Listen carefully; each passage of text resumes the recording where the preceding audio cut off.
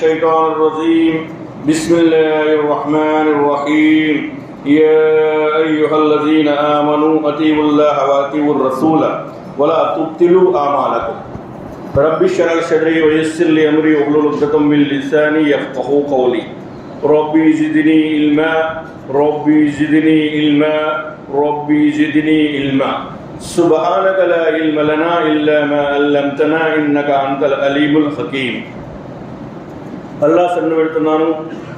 తొలగింపబడ్డ శైతాన్ కీడు నుండి రక్షణ కొరకై అనంత కరుణామయుడు అపార కృపాశీలుడు అయిన అల్లాహ్ వీరితో ప్రారంభిస్తున్నాను. ప్రియమిత్రులారా, సోదర సోదరీమణులారా, ముందుగా సమస్త స్తుతులు పొగడ్తలు అల్లాహకే. అల్హమ్దులిల్లాహి రబ్బిల్ ఆలమీన్.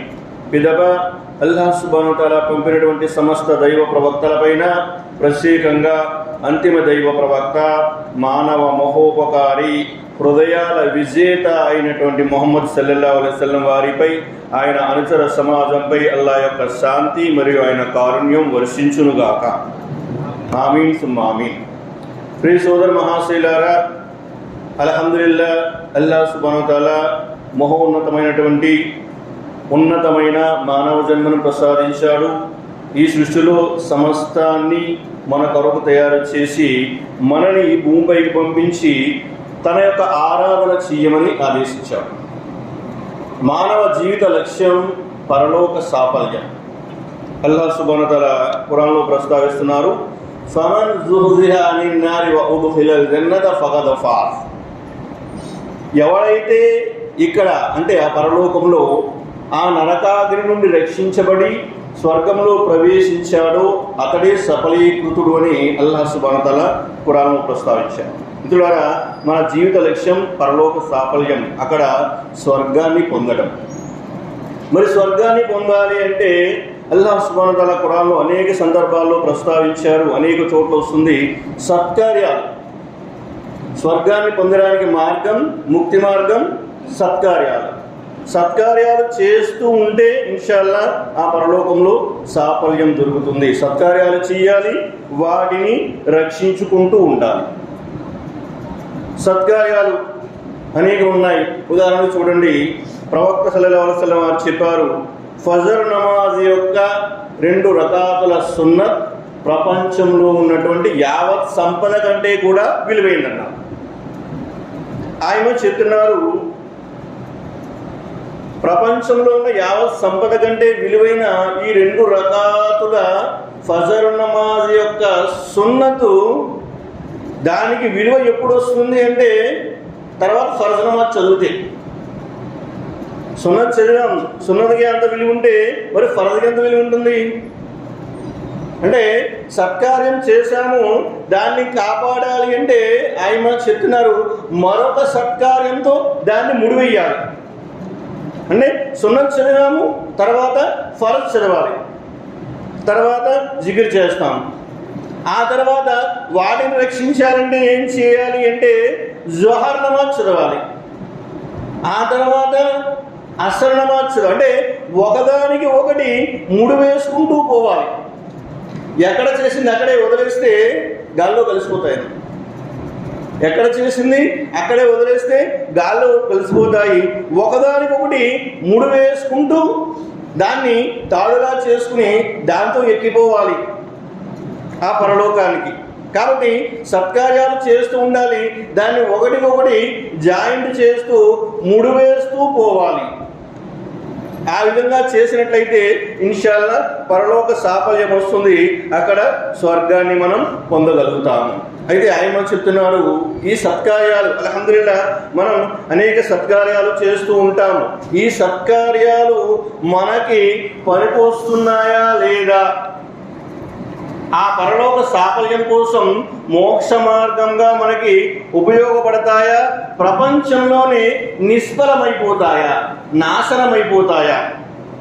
ఆయన చెప్తున్నారు. మరి అల్లాహ్ సుబ్హానహు వ తఆలా ప్రస్తావించారు, విశ్వసించిన ప్రజలారా, అల్లాహకు మరియు ఆయన ప్రవక్తకు విధేయత చూపండి, మీ కర్మలను వ్యర్థం చేసుకోకండి అంటున్నారు అల్లాహ్ సుబ్హానహు వ తఆలా.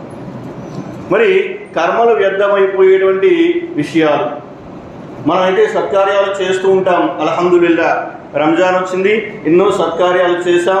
ఆయన చెప్తున్నారు ఆ సత్కార్యాల యొక్క అంగీకారం అల్లా దగ్గర అయ్యింది లేదా తెలుసుకోవాలంటే చెప్తున్నారు. ఆ తర్వాత కూడా అదే కంటిన్యూ అవుతే ఇన్షాల్లా అవి అంగీకారం అవుతాయి.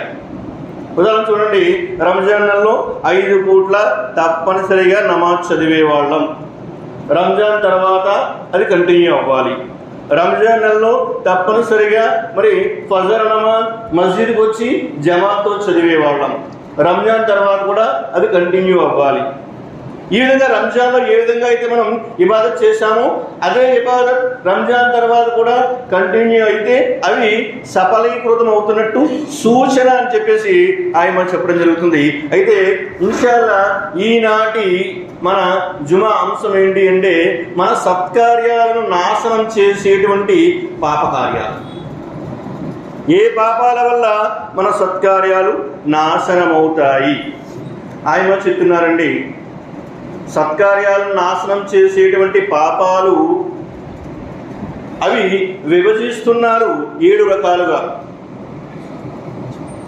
ఏ విధంగా మన సత్కార్యాలు వృధా అయిపోతుంటాయి, నాశనం అయిపోతుంటాయి, వాటికి కారణమైనటువంటి పాపాలేంటి, వాటి యొక్క రకాలు చెప్తున్నారు, పండితులు రాస్తున్నారు. మొదటిది ఏంటంటే కొన్ని పాపాలు ఉంటాయి, ఆ పాపాలు చేస్తే మన సమస్త సత్కార్యాలు సర్వనాశనం అయిపోతాయి. అవి ఏంటండి? మొదటిది ఏంటి అంటే షిర్క్ అన్నారు. షిర్క్ చేస్తే మనం చేసినటువంటి సమస్త సత్కార్యాలు నాశనం అయిపోతాయి. ఆ షిర్క్లో కూడా ఇక్కడ విభజిస్తున్నారు. షిర్కే అక్బర్.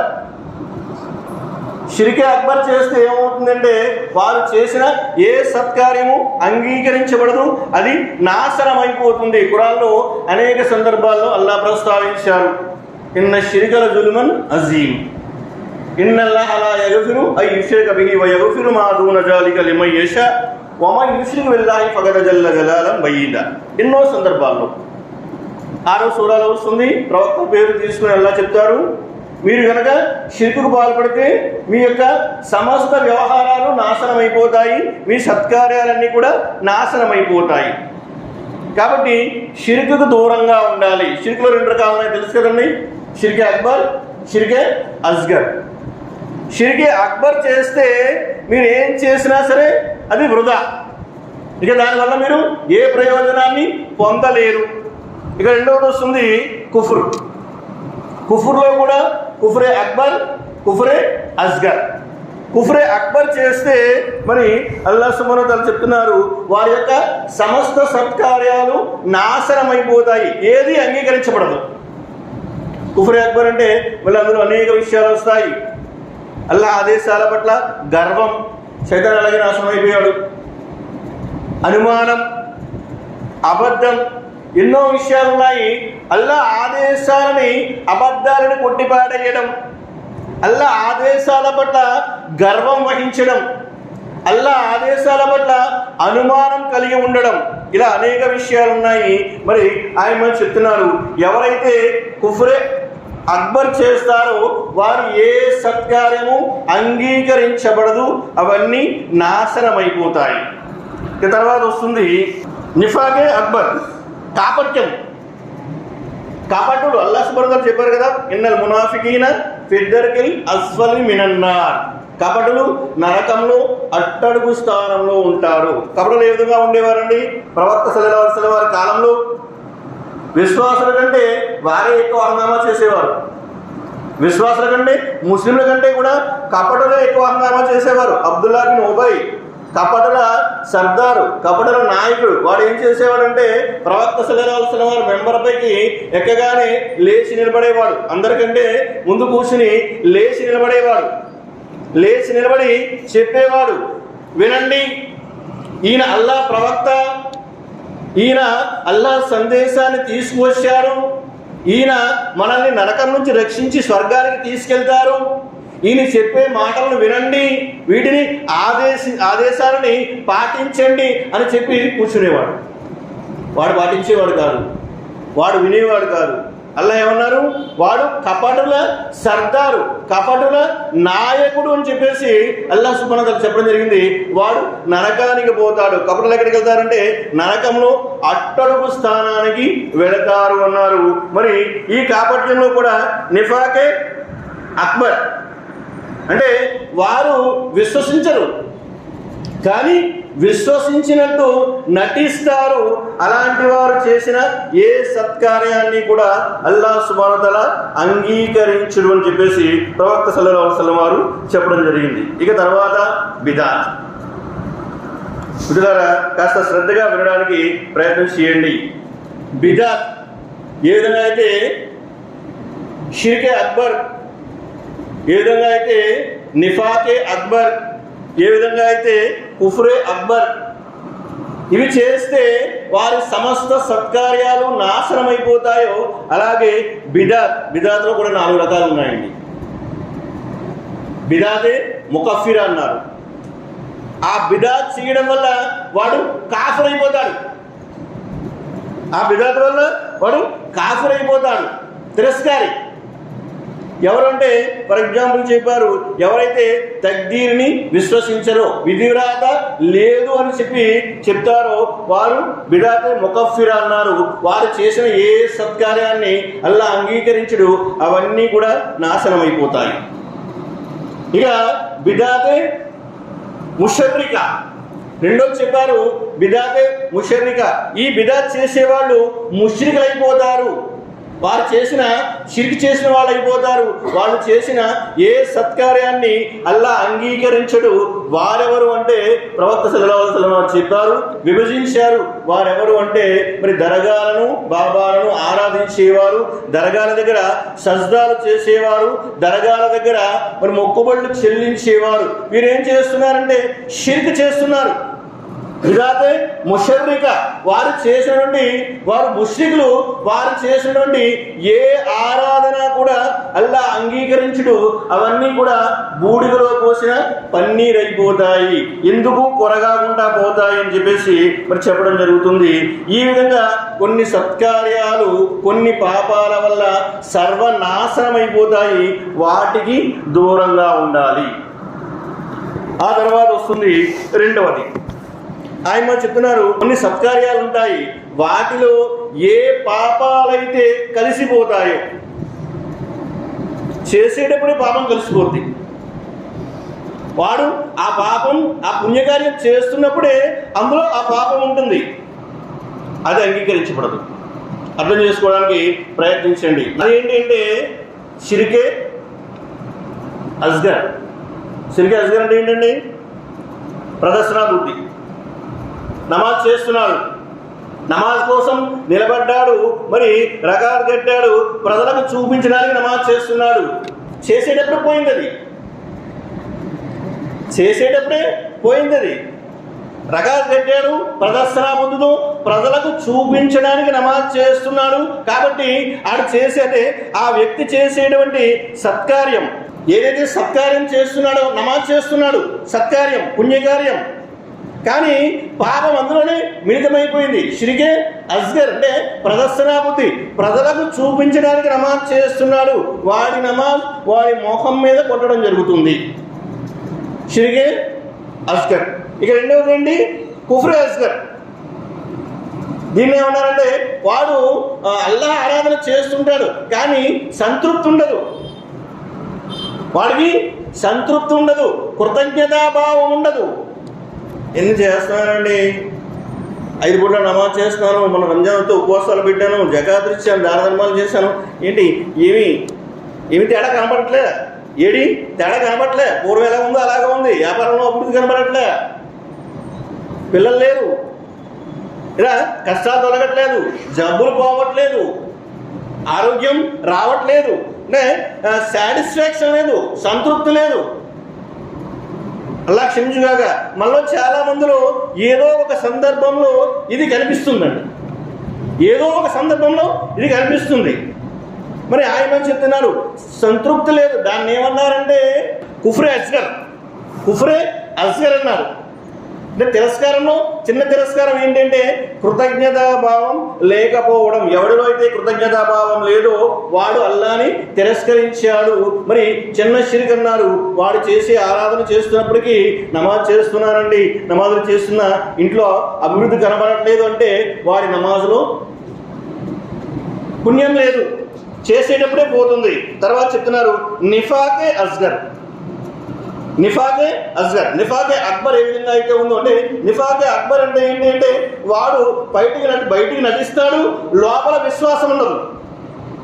కానీ ఈ నిఫాకే అస్గర్ దగ్గరకు వచ్చేసరికి విశ్వాసం ఉంటుంది, వాళ్ళు విశ్వాసం ఉంటుంది కానీ ఆచరణ సరిగా ఉండదు. దీన్ని ఏమన్నారంటే నిఫాకే అమలి అని కూడా అంటారు.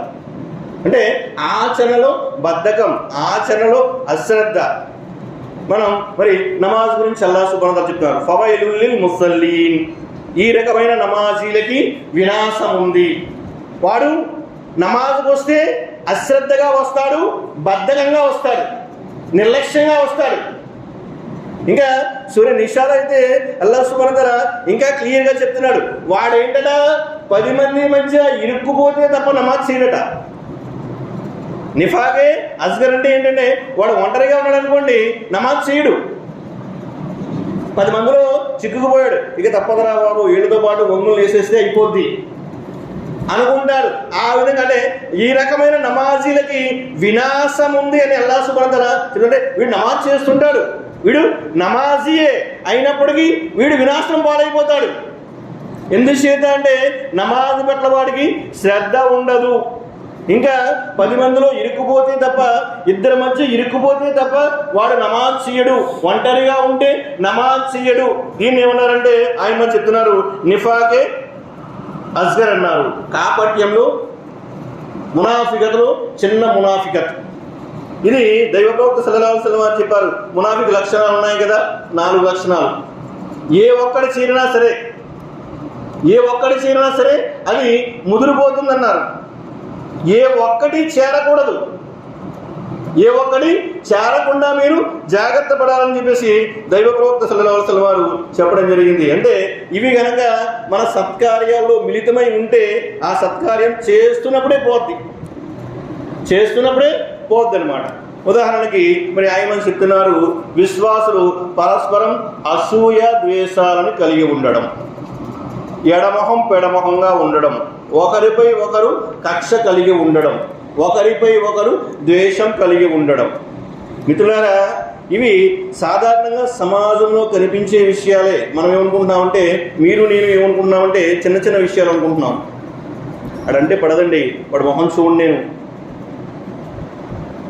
ప్రవక్త సల్లల్లాహు అలైహి వసల్లం చెప్పారు, వాళ్ళిద్దరి విషయము వాయిదా వేయబడుతుందట.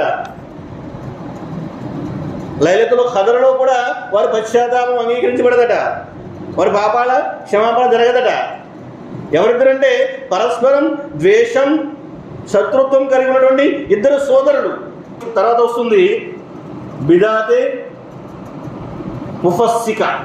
బిదాత్ 4 రకాలండి. మొదటిది ఏంటి అంటే బిదాతే ముకఫిర, రెండవది బిదాతే ముషర్రిక, మూడవది బిదాతే ముఫస్సిక, 4వది బిదాతే ముజల్లిల. బిదాతులో మొదటి 2 రకాలు ఎవరైతే ఉన్నారో వారితో బంధుత్వ సంబంధాలు కూడా పెట్టుకోవద్దన్నారు. వారికి మీ అమ్మాయిలు ఇవ్వకండి, మీ అమ్మాయిలు వాళ్ళ అమ్మాయిలు మీరు చేసుకోకండి.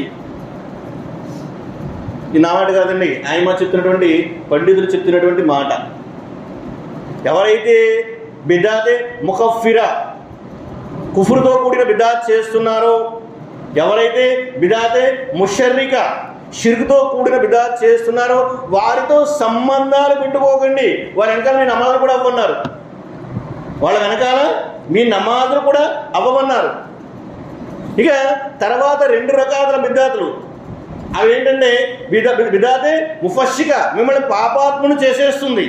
బిదాతే ముఫస్సిక, పాపాత్మను చేసే బిదాత్. ఎవడి ఫ్యాంట్ అయితే శీలమండ కిందకి వేలాడుతుందో, ఎవరైతే తమ యొక్క ఫ్యాంట్ని శీలమండ కంటే కిందకు వేలాడదీస్తారో వారు బిదాతే ముఫస్సిగా చేస్తున్నారు. ఇమాం గారు ప్రకటిస్తారు నమాజ్ చేసేటప్పుడు, ఫ్యాంట్ పైకి పెట్టండి అంటే నమాజ్లోనేనా? అంటే ఆయన ఉద్దేశం ఏంటి అంటే నమాజ్ చేసేటప్పుడు ఫ్యాంట్ కిందకు ఉంటే నమాజ్ అవ్వదు. నమాజ్ చేసేటప్పుడు ఫ్యాంట్ కిందకు ఉంటే నమాజ్ అవ్వదు, ఆయన ఉద్దేశం అది. ఇక్కడ ఆయన చెప్పే మాట కూడా అదే. కొన్ని పాపాలు పుణ్యాల్లో కలిసిపోతే ఆ పుణ్యకార్యాలు నెరవేరవు. ఆ పుణ్యకార్యాలు నెరవేరవు. అవేంటి అంటే ఒకటి ఏం చెప్పారంటే మూడవది అంటే బిదాత్లో మూడవ రకం బిదాతే ముఫస్సిక, పాపాత్మును చేసేటువంటి బిదాత్. నాలుగవది ఏమన్నారంటే బిదాతే ముజల్లిల, మార్గభ్రష్టుని చేసేటువంటి బిదాత్. అదేంటి అన్నారంటే దానికి ఒక ఎగ్జాంపుల్ చెప్పారు, ఆమ్ దువా చేయడం. నమాజ్ అయిపోయిన తర్వాత ఇమాం గారు దువా చేస్తుంటే అందరూ ఆమీన్ చెప్పడం. ఇది మార్గభ్రష్టతకు గురి చేసే బిదాత్ అన్నారు. ఈ బిదాతులు చేసేటప్పుడు మరి ఆ బిదాతులు పుణ్యకార్యాల్లో మిళితమై ఉంటాయో ఆ పుణ్యకార్యాలు అంగీకరించబడవు. అర్థం చేసుకోవడానికి ప్రయత్నం చేయండి. తర్వాత ఆయన చెప్తున్నారు కొన్ని సత్కార్యాలు ఉంటాయి, వాటి తర్వాత కొన్ని పాపాలు జరిగితే అవి సర్వనాశనం అయిపోతాయి.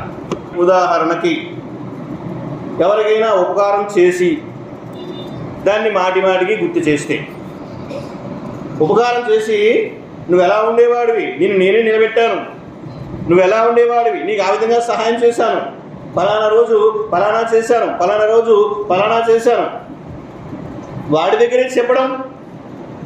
లేదా సహాయం చేస్తూ ఉంటాం. ఉదాహరణకి మనం సహాయం చేస్తూ ఉంటాం, వాడు మనకు వ్యతిరేకంగా ఏదో మాట అంటాడు. అన్నప్పుడు వాడి దగ్గర కాకపోయినా పక్క వాడి దగ్గర లేదా వాడి దగ్గర వీడి దగ్గర వాడికి ఎంత చేశానురా నేను, వాడు నన్ను ఈ విధంగా అంటున్నాడు, ఈ విధంగా నా మీద ఇలా చేస్తున్నాడు, మర్చిపోయాడురా వాడు. ఎప్పుడైతే ఈ మాట చెప్పామో మరి వాడు చేసిన సత్కార్యాలన్నీ కూడా నాశనం అయిపోయాయి అన్నారు. ఉపకారం చేసి దెప్పి పొడవడం, వైలుల్లి కుల్లి హుమజతిల్ లుమజ్జ, దెప్పి పడవడం, చేసిన పనిని మాటి మాటికి జ్ఞాపకం చేయడం. ఇది సత్కార్యం చేసిన తర్వాత మరి దానం చేసిన తర్వాత ఆ దానాన్ని మాటి మాటికి జ్ఞాపకం చేయడం, ఇది నాశనం చేసేస్తుంది అన్నారు. అలాగే నమాజులు విడిచిపెట్టడం. నమాజ్ చేస్తూ ఉండేవారు, తర్వాత నమాజ్ వదిలేశాం. అబూ హురైరా రజియల్లాహు అన్హు చెప్తున్నారు, జాబిర్ బిన్ అబ్దుల్లా రజియల్లాహు అన్హు చెప్తున్నారు, రెండు ఉల్లేఖనాలు వస్తున్నాయి. వారికి మాకు మధ్య అంటే విశ్వాసులకి అవిశ్వాసులకి మధ్య తేడా ఏంటి? నమాజ్ విడిచిపెట్టడం అన్నారు. నమాజ్ చేసేవాళ్ళం, తర్వాత రంజాన్ వచ్చింది, 5 పూట్ల నమాజ్ చేసేవాళ్ళం. రంజాన్ తర్వాత 1-2 ఎగిరిపోయాయి. దైవ ప్రవక్త సల్లల్లాహు అలైహి వసల్లం చెప్తున్నారు ప్రత్యేకంగా అస్సర్ నమాజ్ గురించి. ఎవరైతే అస్సర్ నమాజ్ విడిచిపెట్టేస్తాడో వాడి సమస్త సత్కార్యాలు నాశనం అయిపోయాయి అన్నారు. అస్సర్ నమాజ్ అంటే 5 పూట్ల నమాజ్ గురించి చెప్పలేదు, కేవలం అస్సర్ నమాజ్ గురించి చెప్పారు. ఎవరైతే అస్సర్ నమాజ్ విడిచిపెట్టేస్తారో వారి సమస్త సత్కార్యాలు నాశనం అయిపోయాయి. అంటే విశ్వాసికి అవిశ్వాసికి మధ్య తేడా ఏంటి అంటే నమాజ్ అన్నారు, నమాజ్ విడిచిపెట్టేస్తే అంతవరకు చేసినవన్నీ కూడా పోతాయి. ఇది ఒకటి. తర్వాత ఇంకొక విషయం చెప్తున్నారు, ఎత్తిదా మార్గభ్రష్టత, ధర్మంలో ఉండి మార్గభ్రష్టుడైపోవడం. దీనికైతే పెద్ద శిక్ష ఉంది. దైవ ప్రవక్త సల్లల్లాహు అలైహి వసల్లం చెప్పారు, ఎవరైతే ధర్మాన్ని అనుసరిస్తూ తిరిగి మరలిపోయాడో, మార్గభ్రష్టుడు అయిపోయాడో వాడిని బంధించండి. ఇస్లామీయ శరీరం ఏమవుతుందండి? వాడిని బంధించండి, వాడిని తౌబా చేసుకోమని ప్రోత్సహించండి. మార్గభ్రష్టుడు మరి ధర్మాన్ని స్వీకరించి తిరిగి మరలిపోయినవాడు ఇస్లాంలో రకరకాల పేర్లతో రకరకాల వర్గాలుగా విడిపోయి ధర్మము నుంచి అల్లాహ్ క్షమించుగాక నేను కొంతకాలం క్రితం విన్నాను, మరి వాళ్ళు ఇప్పటికీ అలాగే ఉన్నారో మార్పు చెందారో నాకు తెలియదు, కానీ నమాజ్ అంత ప్రాధాన్యత లేదండి. అల్లాహ్ ఒక్కడుంటే చాలు, అల్లాహ్ ఒక్కడంటే కాదు చాలు, అల్లాహ్ కూడా కాదు, దేవుడు ఒక్కడంటే చాలు, దేవుడు ఒక్కడని విశ్వసిస్తే చాలు. నమాజ్కంత ప్రాధాన్యత లేదు. ఎప్పుడైతే ఈ మాట చెప్పారో ఆయన చెప్తున్నారు వారు ముత్తదైపోయారు, ధర్మభ్రష్టుడైపోయాడు. మరి వారు ఇంతకుముందు చేసిన సత్కార్యాలన్నీ కూడా నశించిపోతాయి అని చెప్పేసి చెప్పడం జరుగుతుంది. ఆ తర్వాత వస్తుంది నాలుగవది, కొన్ని సత్కార్యాలు ఉంటాయి, కొన్ని పుణ్యాలు ఉంటాయి, అవి చూడడానికి అయిపోతాయి. వారి నమాజ్ అయిపోతుంది, వారి ఉపవాసాలు అయిపోతాయి, వారి జకాత్ అయిపోతుంది, వారి దాన ధర్మాలు అయిపోతాయి. కానీ అవి ఎందుకు పనికిరావట? పాప పరిహారంగా పనికిరావు. అల్లా దగ్గర వాటి వల్ల వీళ్ళ దర్జాలు పెరగవు, వాళ్ళకి పుణ్యాలు రావు. ఏంటి ఆ పాపాలు అంటే ఆయమ్మ రాస్తున్నారు హరాం పనులు, హరాం సంపాదన. వడ్డీ వ్యాపారం చేస్తున్నాం, వడ్డీ వ్యాపారంతో సంపాదిస్తూ మరి నమాజులు చదువుతున్నాం, ఉపవాసాలు పెడుతున్నాం, జకాతులు ఇస్తున్నాం. ఆయమ్మ రాస్తున్నారండి. వడ్డీ వ్యాపారంతో అంటే అధర్మ సంపాదన అంటే సాధారణంగా హరాం అనేసరికి వడ్డీ అంటేనే మనకు అర్థమవుతుంది, కానీ చాలా ఉన్నాయి.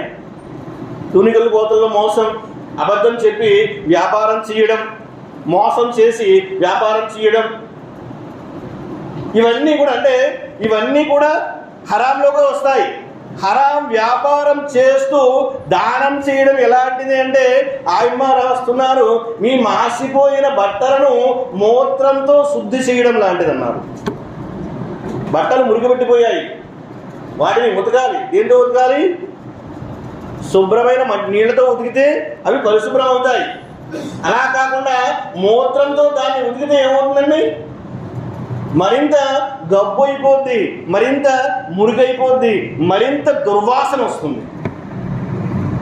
కాబట్టి ఎవరైతే హరాం వ్యాపారాలు చేస్తుంటారో, హరాం పనులు చేస్తుంటారో, ఆ హరాంతో సంపాదిస్తూ ఉంటారో, వారు చేసిన పనులైతే చూడడానికి నెరవేరిపోతాయి, కానీ దానివల్ల వారికి ఎటువంటి ప్రయోజనం ఉండదు. అది చూస్తుంది కదా, దైవ ప్రవక్త సల్లల్లాహు అలైహి వసల్లం వారు చెప్తున్నారు, ఒక వ్యక్తి సుదూర ప్రాంతం నుంచి ప్రయాణం చేసి వచ్చాడు.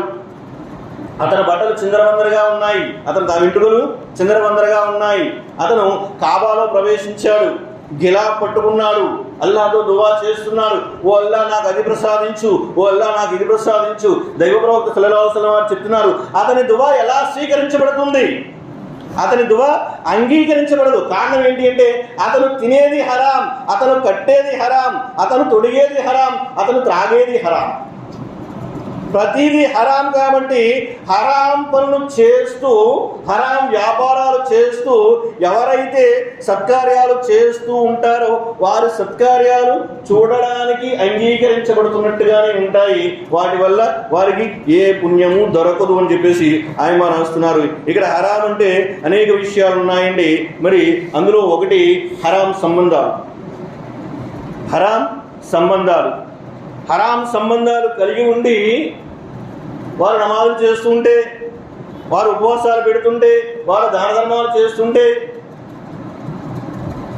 అంటే ఆయమ్మ ఏం చెప్పారంటే ఎవరైతే తెలియక అక్క కూతురిని నికా చేసుకున్నారో, అక్క కూతురు నికా చేసుకున్నారా కదండి ఇస్లాంలో, ఎవరైతే తెలియక నికా చేసుకున్నారో వాళ్ళు ఏం చేయాలన్నారంటే తలాక్ ఇచ్చేయాలన్నారు. తలాక్ ఇచ్చేసి విడిపోవాలి. మరి అక్క కూతురు తెలియక నికా చేసుకున్నాడు, పిల్లలు పుట్టేశారు, ఏం చేయాలండి? అయినా తలాక్ ఇచ్చేయాలి, అయినా విడిపోవాలన్నారు. మరి తెలియక అక్క కూతురు నికా చేసుకుంటే మరి తలాక్ ఇచ్చేయాలంటే ఇంకా మరి అక్రమ సంబంధాలు, మరి హరాం సంబంధాలు, వివాహేతర సంబంధాలు ఇలాంటివన్నీ పెట్టుకుని కూడా, ఇలాంటి హరాం సంబంధాలు కలిగి ఉండి కూడా మరి నమాజులు చేస్తూ ఉంటే, ఉపవాసాలు పెడుతూ ఉంటే, జకాతులు ఇస్తూ ఉంటే, దాన ధర్మాలు చేస్తుంటే, హజ్ ఉమ్రాలు చేస్తూ ఉంటే నెరవేరుతాయా? ఆయన చెప్తున్నారు. మరి వీటి వల్ల వారి సత్కారం అంటే అయిపోతే చూడడానికి అయిపోయినట్టే కనిపిస్తుంది, కానీ దానివల్ల వారికి ఎటువంటి ప్రయోజనము చేకూరదు అని చెప్పేసి ఆయన చెప్తున్నారు. మిత్రులారా, ఒక్కొక్కటి మరి దైవ ప్రవక్త సల్లల్లాహు అలైహి వసల్లం వారు హరాం గురించి లేదా మహాపాపాల గురించి అనేక సందర్భాల్లో అనేక విషయాలు చెప్పారు. మరి ఆయన చెప్తున్నారు, అవన్నీ క్రోడీకరిస్తూ ఒక దగ్గర చేరిస్తే 70కి పైగానే ఉన్నాయట. అవన్నీ ఒక దగ్గర చేరిస్తే 70కి పైగానే, 70 కాదు 70కి పైగానే ఉన్నాయి. ఇవన్నీ చేసిన వారు అంటే ఈ పాపాలు చేసిన వారి ఏ నమాజులు ఏ సత్కార్యాలు అంగీకరించబడవు. సాధారణంగా మన సొసైటీలో మన సమాజంలో చూస్తూ ఉంటాం. మరి వీటిని మనం ఏ విధంగా భావిస్తూ ఉంటామంటే చాలా చిన్న చిన్న విషయాలుగా భావిస్తూ ఉంటాం. కానీ ఆయమ రాస్తున్నారు, ఇలాంటి పనులు చేస్తూ మరి వాళ్ళు చేసే సత్కార్యాలు అంగీకరించబడవు. ఇక 5వ విషయం వస్తుంది. కొన్ని పాపాలు ఎలా ఉంటాయంటే ఈ పాపాలు చేసిన వారి పుణ్యాలు పాపాలు సమానమైపోతాయట. పుణ్యాలు చేస్తుంటారు, పాపాలు చేస్తుంటారు. పుణ్యాలు పాపాలు సమానమైపోతాయి. మరి అక్కడ త్రాసు ఖాళీ అయిపోద్దట, అక్కడ ఏమీ మిగలదు. అవి ఏంటి అంటే మరి ఆయన రాస్తున్నారు, దైవ ప్రవక్త సల్లల్లాహు అలైహి వసల్లం చెప్పారు, కొంతమంది ఆ తీర్పు దిన మైదానానికి తిహామా పర్వతాలంత పుణ్యాలను తీసుకొస్తారు. తిహామా కొండలంతా పుణ్యాలని తీసుకుని వస్తారు. అల్లాహ్ సుబ్హానహు వ తఆలా వారి పుణ్యాలని గాలిలో ధూళి వలె ఎగరవేసేస్తారు. ఆ పుణ్యాలు ఎందుకు పనికి రాకుండా పోతాయి అని చెప్పేసి దైవ ప్రవక్త అంటే ధూళిలాగా బూడిదలాగా ఎగరేసేస్తాడు. ఎందుచేత అంటే వారి పాపాల కారణంగా. పుణ్యాలు ఊరికే పోవు కదా. పుణ్యాలు ఎందుకు పోతాయంటే వారి పాపాల కారణంగా అవి వృధా అయిపోతాయి, వేస్ట్ అయిపోతాయి. అవి ఏంటి అంటే వారు ఏకాంతంలో ఉన్నప్పుడు హరాంకి పాల్పడుతుంటారు. అందరి ముందు నమాజీ, అందరి ముందు బాగానే ఉంటాడు, ఒంటరిగా ఉన్నప్పుడు మరి హరాం పనులు చేస్తుంటాడు. ముఖ్యంగా ఆయమ్మ ఈ మాట చెప్పిన ప్రతిసారి ఫోన్ ఎగ్జాంపుల్గా చెప్తుంటారు. అందరిలో ఉన్నప్పుడు చక్కగా మరి అబ్దుల్ హసీబ్ మదనీ గారి లేదా అబ్దుల్ ఖదీర్ ఉమ్రీ గారి బయాను చూస్తుంటాం. కానీ ఒంటరిగా ఉన్నప్పుడు, ఇంట్లో ఏకాంతంగా ఉన్నప్పుడు ఏం చూస్తుంటామండి? ఆ హరాం పనులు, మనం చూసేటువంటి హరాం, మనం చేసేటువంటి హరాం, మనం మాట్లాడేటటువంటి హరాం, ఇవేం చేస్తాయంటే వీటిని ఎందుకు కొరగాకుండా చేసేస్తాయి, బూడిదలే ఎగిరిపోతాయి. అంటే మనం చేసినటువంటి నమాజులు, ఉపవాసాలు, జకాతులు ఇవన్నీ కూడా ఇవేం చేస్తాయంటే నాశనం చేసేస్తాయి, జీరో చేసేస్తాయి. దానివల్ల అక్కడ ఎటువంటి ప్రయోజనాన్ని మనం పొందలేము అని చెప్పేసి చెప్పడం జరుగుతుంది. కాబట్టి ఈ విషయాల్లో ఇంకొక విషయం వస్తుంది. ఇక్కడ దైవ ప్రవక్త సల్లల్లాహు అలైహి వసల్లం వారు చెప్తున్నారు, ఇద్దరు ముస్లింలు పరస్పరం ఖడ్గాలతో తలపడినప్పుడు హతుడు హంతకుడు ఇద్దరు నరకానికి పోతారు.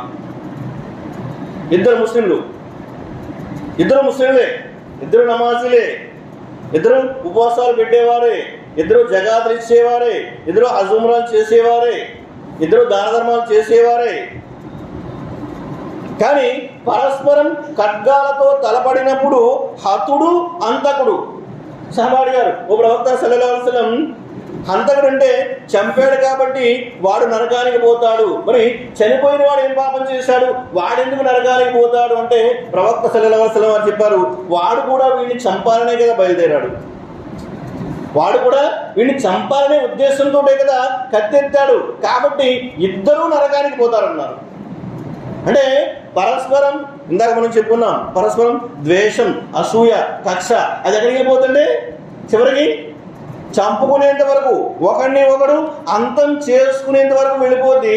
ఆ విధంగా తయారైన ముస్లింలు ప్రపంచంలో మరి బయటకు బాగానే కనిపిస్తారు, కానీ ఆ పరలోకంలో వారి సమస్త సత్కార్యాలు నాశనం అయిపోతాయి. వాటి వల్ల వారు ఏ విధమైనటువంటి ప్రయోజనాన్ని పొందలేరు అని చెప్పేసి ఆయన ఇక్కడ రాయడం జరుగుతుంది. ఈ విషయాల పట్ల కూడా జాగ్రత్తగా ఉండాలి. అది తర్వాత విషయం, కొన్ని పాపాలు సత్కార్యాల ద్వారా మనకు వచ్చేటువంటి పుణ్యాలను నశింపజేస్తాయి. ఇవేంటంటే ఆయన చెప్తున్నారు, దైవ ప్రవక్త సల్లల్లాహు అలైహి వసల్లం చెప్పారు, ఎవరైనా ఒక వ్యక్తి జ్యోతిష్యుని వద్దకు వెళ్ళి తన చేయి చూపిస్తే వాడి 40 రోజుల నమాజులు అంగీకరించబడవు. పెళ్ళిళ్ళలో ముహూర్తాలు పెట్టించడం లేదా జాతకాలు చూపించడం. ఫర్ ఎగ్జాంపుల్ అనుకుందామండి, ఒక వ్యక్తి రంజాన్ ముందు జాతకం చూపించాడు, రంజాన్ అంతా నమాజులు చేశాడు, ఆరాధన చేశాడు, పనికొస్తాయా? ఎన్ని రోజులు అన్నారండి? 40 రోజులు. 40 రోజుల ఆరాధనలు అంగీకరించబడవు. రంజాన్ ముందు వాళ్ళ అబ్బాయికి పెళ్లి ముహూర్తం పెట్టించాడు వెళ్ళి. రంజాన్ అంతా ఉపవాసాలు పెట్టాడు, నమాజులు చేశాడు, జగాతులు ఇచ్చాడు, దాన ధర్మాలు చేశాడు, తాకరాత్రిలో జాగరణ చేశాడు. ఏవైనా పనికొస్తాయా? ఏవి ఉపయోగపడవు. ఇంకా దైవప్రవక్త సల్లల్లాహు అలైహి వసల్లం చెప్తున్నారు, మీరు జాతకం చూపించడానికి వెళ్ళి చేయి చూపిస్తే 40 రోజుల నమాజులు అంగీకరించబడు. ఒకవేళ వాడు చెప్పింది నిజమని నమ్మితే, వాడు చెప్పింది నిజమని కనుక మీరు నమ్మితే, మీరు అల్లా ప్రవక్త సల్లల్లాహు అలైహి వసల్లం వారిపై అవతరింపజేసిన దానిని తిరస్కరించారన్నారు. మీరు కాఫీలు అయిపోయారు, తిరస్కారాలు అయిపోయారు. అంటే జాతకాన్ని చూపిస్తే ఏమవుతుందంటే మీ 40 రోజుల ఆరాధనలు మీరు అంగీకరించబడవు. జాతకాన్ని చూపించేశారు, మీరు వచ్చి నమాజులు చేసేస్తున్నారు, ఉపవాసాలు పెట్టేస్తున్నారు, అన్నీ చేసేస్తున్నారు. కానీ అవి ఏమవుతున్నాయంటే ఎందుకు పనికిరావట్లా. అలాగే దైవ ప్రవక్త సల్లల్లాహు అలైహి వసల్లం చెప్తున్నారు, మరి ఎవరైతే మద్యం సేవిస్తాడో, మద్యం సేవించిన వ్యక్తి యొక్క 40 రోజుల నమాజులు అంగీకరించబడవు. ఎవరైతే ఒక గ్లాస్ మద్యం తాగుతాడో అతని 40 రోజుల నమాజులు అంగీకరించబడవు. అల్లాహ్ క్షమించుగాక. కొన్ని మనం చూస్తుంటా ఉండే కొంతమంది ముస్లిమేతరులు ధర్మనిష్ట కోసం మరి రకరకాల డ్రెస్సులు వేస్తుంటారు. వాళ్ళు ఏం చేస్తారంటే, రేపు డ్రెస్ చేస్తామనగా ముందు రోజు శుభ్రంగా ఎంజాయ్ చేసేస్తారు. అంటే మళ్ళీ నెల దాకా మరి ఇవి ఉండవు కాబట్టి ముందు ఎంజాయ్ చేసేస్తారు. ఆ తర్వాత 30 రోజులు 40 రోజులు డ్రెస్ చేసేస్తారు, పవిత్రంగా జీవితం గడిపేస్తారు. తర్వాత మళ్ళీ మామూలే. అలాగే మరి రంజాన్ వచ్చేస్తుంది కాబట్టి రంజాన్లో మనం చాలా జాగ్రత్తగా ఉండాలని చెప్పేసి రంజాన్ ముందు ఎంజాయ్ చేసేస్తే అనేక మంది అల్హమ్దులిల్లా, ఇక్కడ ఉన్నవారు ఎవరు అలా కాదు, అల్హమ్దులిల్లా అని భావిస్తున్నాను నేను. కానీ సమాజంలో చాలామంది ఉన్నారు, ఎవరైతే ఒక గ్లాసులు సారాయి తాగుతారో, మద్యం సేవిస్తారో వారి 40 రోజుల ఆరాధనలు అంగీకరించబడవు. అలాగే దైవ ప్రవక్త సల్లల్లాహు అలైహి వసల్లం చెప్పారు, 3 రకాల వ్యక్తులని అల్లాహ్ సుబ్హానహు వ తఆలా తీర్పు దినం రోజున వారి ముఖాల వైపు చూడడు, వారిని క్షమించడు. వాళ్ళు ఎవరు అంటే దైవ ప్రవక్త సల్లల్లాహు అలైహి వసల్లం చెప్పారు, నిరంతరం మద్యాన్ని సేవించేవాడు, వాడి యొక్క సత్కార్యాలు మద్యం వల్ల నశించిపోతాయి. రెండవడు ఎవరంటే తల్లిదండ్రుల పట్ల అవిధేయత చూపేవాడు, వాడి పుణ్యాలు కూడా అంగీకరించబడి ఉన్నారు. ఎవరైతే తల్లిదండ్రుల పట్ల అవిధేయత చూపుతారో, అల్లాహ్ సుబ్హానహు వ తఆలా ఖురాన్లో ప్రస్తావించారు కదా, విసుగ్గా వారి ముందు ఉఫ్ అని కూడా అనకండి, చేదరించుకోకండి. వారి ముందు దయాభావంతో మీ భుజాలను వంచి నిలబడండి.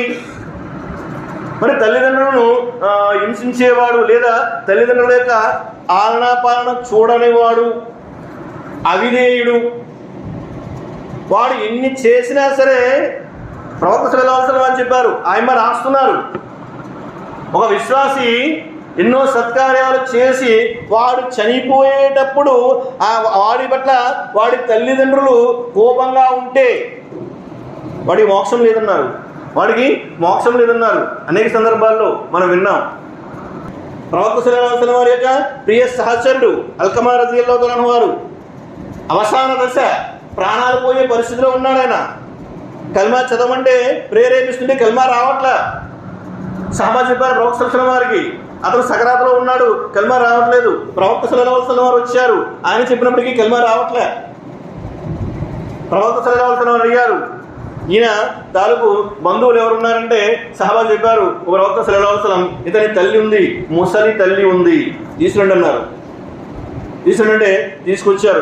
తీసుకొచ్చిన తర్వాత ప్రవక్త సల్లల్లాహు అలైహి వసల్లం అడిగారు, అమ్మ నీ కొడుకు ఎలాంటి వాడు? ఆమె చెప్పింది, చాలా మంచివాడండి, అతనికి ఉన్నంతలో నన్ను చాలా చక్కగా చూసుకున్నాడు, ఏ కష్టం రాకుండా చాలా బాగా చూసుకుంటున్నాడు. ప్రవక్త సల్లల్లాహు అన్నారు, సరే అయితే నీ కొడుకు చాలా మంచివాడు అంటావు కాబట్టి నీ కొడుకు నీ పట్ల ఏదో చిన్న అపరాధం చేశాడు, అందు గురించి కల్మా రావట్లేదు, క్షమించి అన్నారు. తల్లి చెప్పింది, లేదండి అది మాత్రం అవుతుందని. నా కొడుకు చాలా మంచివాడు కానీ క్షమించడం మాత్రం అవుతుంది. ఏమ్మా నీ కొడుకు చాలా మంచివాడు అంటున్నావు కదా, క్షమించే, ఏదో అపరాధం చేశాడంటే లేదని క్షమించింది. ఎందుకు క్షమించమంటే ఆ తల్లి చెప్పింది, ఏమీ లేదండి నా కొడుకు చాలా మంచివాడు, కానీ ఎప్పుడైనా సరే నా కోడలికి నాకు తగు వస్తే, అంటే వాడి పెళ్ళానికి నాకు గొడవ వస్తే వాడు ఏం చేస్తాడంటే పెళ్ళాన్ని వెనకేసుకొస్తాడు, భార్యని వెనకేసుకొస్తాడు. కాబట్టి ఇది నాకు నచ్చలేదు, నేను వాడిని క్షమించను. ప్రవక్త సల్లల్లాహు అలైహి వసల్లం అన్నారు, వాడిని కట్టెలు పేర్చండి, సజీవంగా తగలెట్టండి అన్నారు. వాడు బతికినా ఒకటే, చచ్చినా ఒకటే, ఇంకా వాడిని కప్పెట్టినా ఒకటే, కాల్చినా ఒకటే, కట్టెలు పేర్చేయండి, సజీవంగా తగలబెట్టేయండి అన్నారు. సిద్ధమైపోతున్నారు సహబా. ఆ తల్లి ఎప్పుడు చెప్పింది, లేదు మీరు అంత పని చేయొద్దు, నిన్న కుమారుని క్షమిస్తున్నాను. ఆ తల్లి ఎప్పుడైతే క్షమించిందో అతని నోట్లోంచి కలిమా వచ్చింది అని చెప్పేసి ఆయన రాస్తున్నారు. మిత్రులారా, చనిపోయే క్షణంలో కనుక మన తల్లిదండ్రులు మన పట్ల అయిష్టంగా ఉంటే మనకి మోక్షం లేదు. ఇక మూడవది ఏం చెప్పారంటే, మొదటిది నిరంతరం మద్యం సేవించేవాడు, రెండవది తల్లిదండ్రుల పట్ల అవిధేయత చూపేవాడు, మూడవది ఎవరన్నారంటే దయ్యూస్ అన్నారు. దయ్యూస్ చేసే సత్కార్యాలు కూడా స్వీకరించబడవు. దయ్యూస్ అంటే తెలుసు కదండి, దయ్యూస్ అంటే తెలుసా అండి? ఇంట్లో అశ్లీల కార్యాలు జరుగుతున్నప్పటికీ తన ఆధీనంలో తన సంరక్షణలో ఉన్నటువంటి స్త్రీలు పరదా లేకుండా బయట తిరుగుతున్నప్పటికీ, పరాయి పురుషులతో మాట్లాడుతున్నప్పటికీ చూస్తూ సహించేవాడు, వాడిని దయ్యూస్ అన్నారు. వాడు చేసే సత్కార్యాలు కూడా అంగీకరించబడవు. దైవ ప్రవక్త సల్లల్లాహు అలైహి వసల్లం చెప్పారు, ఒక సందర్భంలో ఆయన యుద్ధానికి వెళ్ళారు, సహబాతో యుద్ధానికి వెళ్ళారు, యుద్ధం చేశారు, విజయం వచ్చేసింది, తిరిగి వచ్చేస్తున్నారు. తిరిగి వచ్చేస్తూ దారిలో అందరూ టెంట్లు వేసుకున్నారు. కొంతమంది ఏం చేశారంటే ప్రజలు నడిచే దారిలో టెంట్ వేస్తారు. ప్రవక్త సల్లల్లాహు అలైహి వసల్లం వారు చెప్పారు, మీరు ఏమనుకుంటున్నారంటే మేము అల్లాహ్ మార్గంలో యుద్ధానికి వెళ్ళాము, యుద్ధం చేశాము, ఎంతో పుణ్యాన్ని సంపాదించుకున్నాము అనుకుంటున్నారు. కానీ ఎవరైతే ఈ ప్రజలు నడిచే దారిలో టెంట్ వేశారో వాళ్ళు తెలుసుకోవాలి, వారి పుణ్యాలు నాశనం అయిపోయాయి.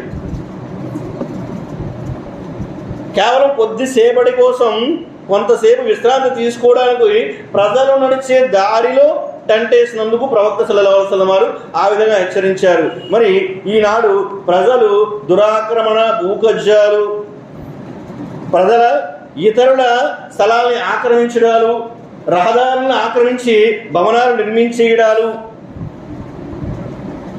అందులో మన ముస్లింలు కూడా ఏం తీసుకోలేదు. కానీ ఇక్కడ ఆయన చెప్తున్నారు, వారు ఏ సత్కార్యము స్వీకరించబడదు. వాడు నమాజీ, వాడు ఉపవాసి, వాడు హజీ, ఇన్ని సత్కార్యాలు చేసినా సరే మరి భూ ఆక్రమణ, దౌర్జన్యంగా ఇతరుల స్థలాన్ని, అది రహదారుని ఆక్రమించి ఇల్లు కట్టేవారు, భవనాలు నిర్మించేవారు, చిన్న టెంట్ వేసినందుకే ప్రవక్త సల్లల్లాహు అలైహి వసల్లం అంతగా హెచ్చరించారు. మరి భూ ఆక్రమణ చేస్తే వారి పరిస్థితి ఏమవుతుంది? వారు చేసిన నుండి ఏ ఆరాధన స్వీకరించబడదు. ఇక దైవ ప్రవక్త సల్లల్లాహు అలైహి వసల్లం చెప్పారు, దుష్ప్రవర్తన, చెడు ప్రవర్తన కలిగిన వాడి ఆరాధనలు కూడా స్వీకరించబడవు. ఇక 7వ విషయం వస్తుంది, కొన్ని పుణ్యాలు ఏమవుతాయంటే మనం చేసిన పాపాల కారణంగా ఇతరులకు పనిచేయాల్సి వస్తుంది. గుర్తుంది కదండి, మనం చేసిన పుణ్యాలు ఉంటాయి, చాలా పుణ్యాలు చేస్తాం, కానీ మనం చేసిన పాపాల కారణంగా అవి ఇతరులకు పనిచేయాల్సి ఉంటుంది అనమాట. దైవ ప్రవక్త సల్లల్లాహు అలైహి వసల్లం చెప్పారు, మరొకసారి జ్ఞాపకం చేస్తాను, ముఫ్లిస్, దరిద్రుడు అంటే ఎవరో మీకు తెలుసా? సహబా చెప్పారు, ఓ ప్రవక్త, ప్రపంచంలో ఎవరైతే ఉండడానికి ఇల్లు లేదు, తినడానికి తిండి లేదు, కట్టుకోవడానికి బట్ట లేదు, వాడిని దరిద్రుడు అంటాను. ప్రవక్త చెప్పారు, కాదు, ఎవరైతే మరి ఆ పరలోకంలో అనేకమైన పుణ్యాలని, పర్వతాల వలె పుణ్యాలు తీసుకొస్తాడు, కానీ ఆ పరలోకంలో ఏం చేస్తాడంటే వాడి పాపాల కారణంగా, ఇతరులపై దౌర్జన్యం చేసిన కారణంగా, ఇతరులను తిట్టిన కారణంగా, ఇతరుల సొమ్ము అన్యాయంగా కాజేసిన కారణంగా, ఇలా అనేక కారణాల వల్ల మరి ప్రజలు వాడి నుంచి వాడి పుణ్యాలని ఎత్తుకెళ్ళిపోతారు. వాడు దరిద్రుడు. అంటే మనం పుణ్యాలు చేస్తాం, పట్టుకెళ్తాం, జాగ్రత్తగా పరలోక మైదానానికి తీసుకెళ్తాం, పనిచేసి వచ్చేస్తాం. పనిచేసి మనం ఏమవుతామండి? వచ్చేస్తామా? ఎక్కడికి వస్తాం? నరకానికి పోవాల్సి ఉంటుంది. సుఫియాన్ సూరి రహమతుల్లాహి వారు చెప్తున్నారు, అల్లాహకి నాకు మధ్య 70 పాపాలు ఉండడానికి నేను ఇష్టపడతాను. అల్లాహకి నాకు మధ్య 70 పాపాలు ఉండడానికి ఇష్టపడతాను, కానీ ప్రజలకి నాకు మధ్య ఒక పాపాన్ని కూడా నేను ఇష్టపడను. ఎందుచేత అంటే అల్లాహ్ క్షమించేవాడు, రహ్మాన్ రహీం. నా తప్పుల్ని క్షమించేవాడు, అల్లాహ్ని వేడుకుంటే క్షమించేవాడు. కానీ దాసుల మధ్య పాపాలు అలా కాదు కదా. మరి అల్లాహ్ వాడి బాధ్యత తీసుకోడు, అల్లాహ్ క్షమించడు. నేను ఎవరికైతే కాజేస్తానో నేను తిరిగి వాడికి వాడు హక్కు ఇచ్చేయాలి. ఎవరినైతే బాధ పెట్టానో వాడిని నేను క్షమాపణ అడగాలి. ఇది చాలా కష్టం, ఇది చాలా కష్టం. ఎందుకంటే అల్లాహ్ ముందు ఏకాంతంలో పడి ఏడవడం సులువే, అల్లాహ్ ముందు ఏకాంతంలో పడి ఏడవడం సులువే, ఓళ్ళ నా పాపాలకు క్షమించు. కానీ మరి తోటి సోదరుని పట్ల మనం ఏదైనా తప్పు చేస్తుంటే, వాడిపై దౌర్జన్యం చేస్తుంటే ఆ క్షమించే గుణం, వాడిని ముందు వాడి దగ్గరికి వెళ్ళి క్షమాపణ అడిగే గుణం మనలో లేదు. ఉందండి, ఉందండి, మనలో లేదు. సౌరి రహమతుల్లాహి వారు చెప్తున్నారు, దాసుడికి నాకు మధ్య ఒక పాపం ఉండడానికి కూడా నేను ఇష్టపడను. అల్లాహకు నాకు మధ్య 70 ఉన్నా పర్వాలే, అల్లాహ్ క్షమించేవాడు. కాబట్టి మన తోటి సోదరుల మధ్య ఇలాంటి ఒక పాపం కూడా ఉండకుండా మనం జాగ్రత్త పడాలి. లేదంటే మన పుణ్యాలన్నీ కూడా మనం పనిచేయాల్సి వస్తుంది. మరి అల్లాహతో నేను దువా చేస్తున్నాను, వల్ల ఏ విషయాలైతే మేము చెప్పుకుంటున్నామో, ఏ విషయాలైతే మేము వింటున్నామో వాటిని చెప్పడం మరియు వినడం కంటే ఎక్కువగా ఆచరించే భాగ్యాన్ని ప్రసాదించు. వల్ల మా పుణ్యాలను మేము పరిరక్షించుకుని ఆ పరలోకంలో సాఫల్యం పొందే భాగ్యాన్ని ప్రసాదించు. వల్ల మా పుణ్యాలని మేము మా చేతులారా నాశనం కాకుండా కాపాడుకునే భాగ్యాన్ని మా అందరికీ ప్రసాదించు. వల్ల మా అందరి తప్పులు మన్నించు, మమ్మల్ని మన్నించు. మనందరినీ ఇహపర నష్టాల బారి నుండి కాపాడు, ఇహపరాల్లో కష్టాల బారి నుండి కాపాడు.